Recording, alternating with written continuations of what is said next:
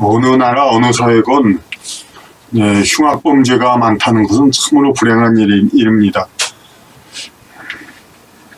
그런데 우리나라의 상황을 보면은 세계 다른 나라의 어떤 토픽이라든지 그런 데에서 많이 듣지는 않았던 색다른 뭔가 특징이 있습니다.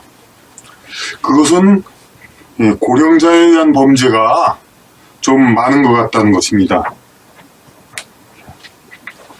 이 문제는 오래전부터, 아주 오래는 아니지만 한 몇 년 전부터 제가 주시해서 관찰해 오던 것인데, 올해 몇 년 전에 50대 남자가 변심한 애인에게 마음을 돌리려고, 문제를 일으키려고 고시원에 방화를 해서 여러 사람을 살상하는 그런 사건이 있었고,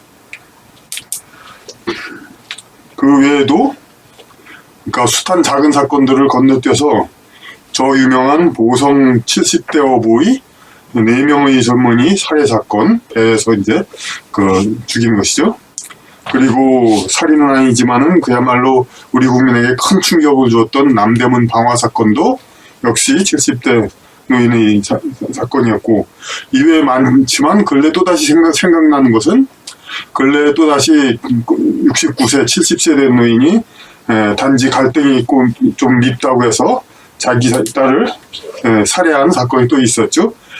이런 일들이 자꾸 일어나는 것은, 이런 극단적인 사건이 자꾸 일어나는 것은 그만큼 전체적으로 그런 문제점이 있기 때문에 이런 극단적인 사건이 일어나는 겁니다.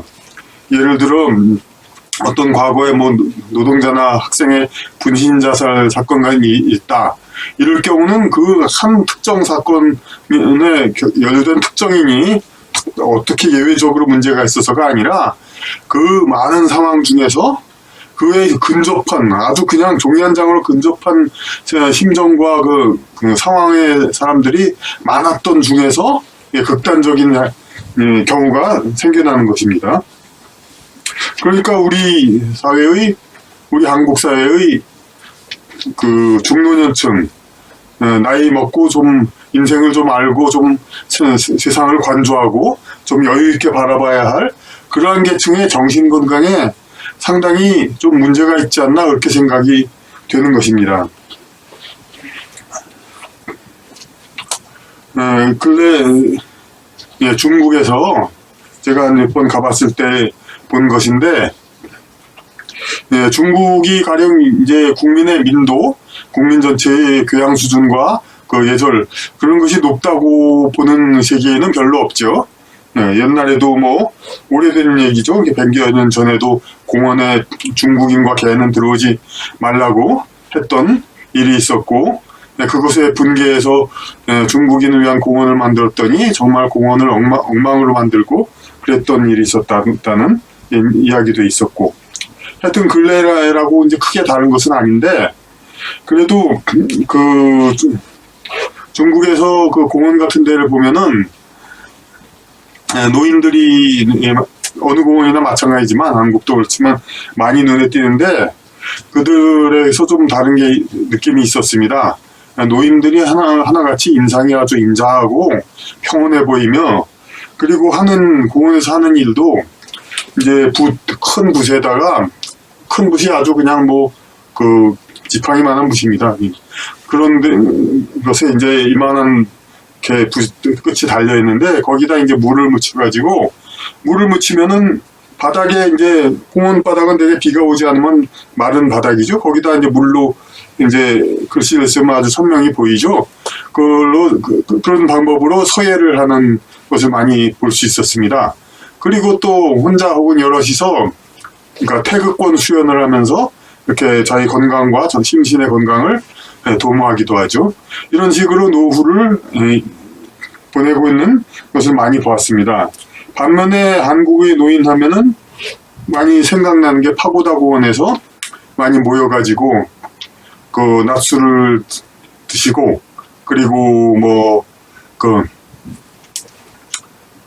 때로는 바카스 아줌마들한테 당하기도 하고 여러 가지 문제들 있지만은, 대체적으로 어떻게 그 연륜으로 따른 세상의 철학 그런 거를 기대한 거하고는 달리 좀 삶의 방향을 잡지 못해 방황하는 그런 상황에 있는 분들이 좀 적지 않습니다.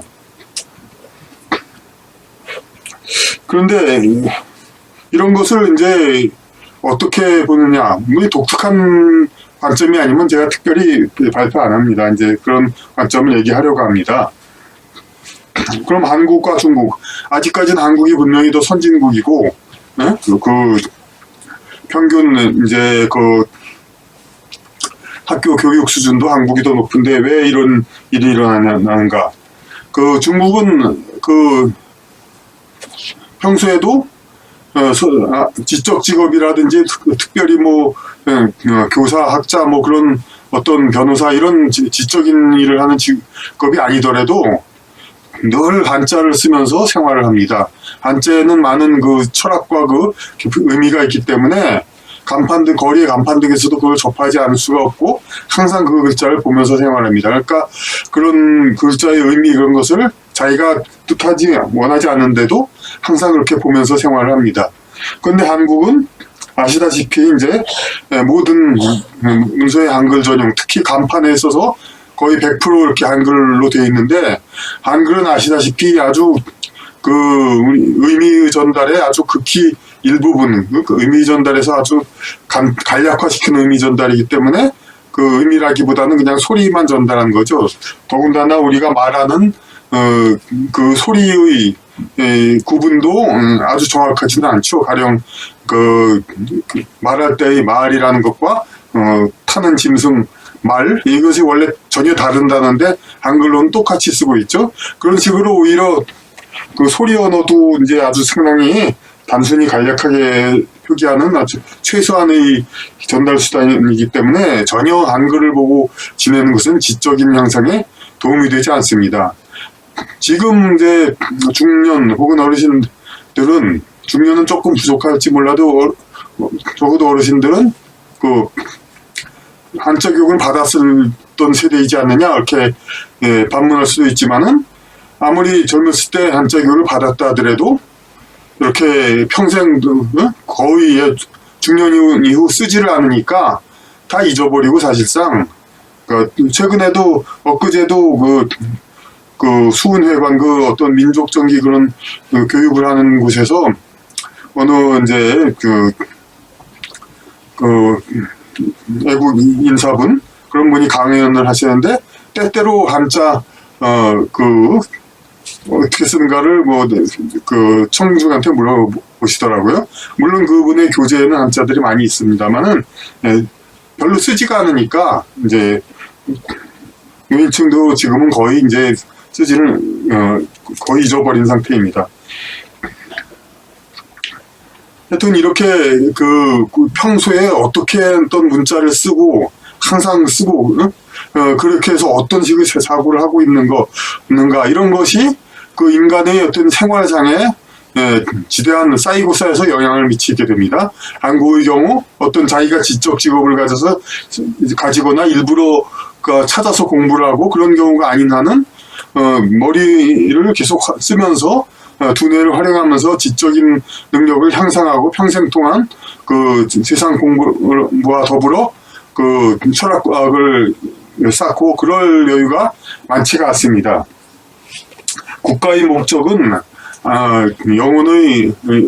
인간의 영혼을 길러서 향상해서 그렇게 돌려보내는 것입니다. 그런데 한국이 이러한 이제 어떤 일부분 족속들 민족의 말을 따라서 한국 내의 일부분 이런 이제 문화적 말살을 하고 전체적인 언어의 단순화, 문자의 단순화 이렇게 해서 국민 전체의 지적 수준을 떨어뜨려서 결국은 이제 나이를 먹어도 지적 수준 혹은 이제 그 인격의 도야, 차분한 성품 이런 것이 길러지지 않는 그러한 사회를 계속한다면, 그러한 국가를 계속한다면 이 대한민국 국가는 결코 신에게서 환영받는 인류의 어떤 발전에 도움을 주는 그런 국가가 되기 어렵다고 봅니다.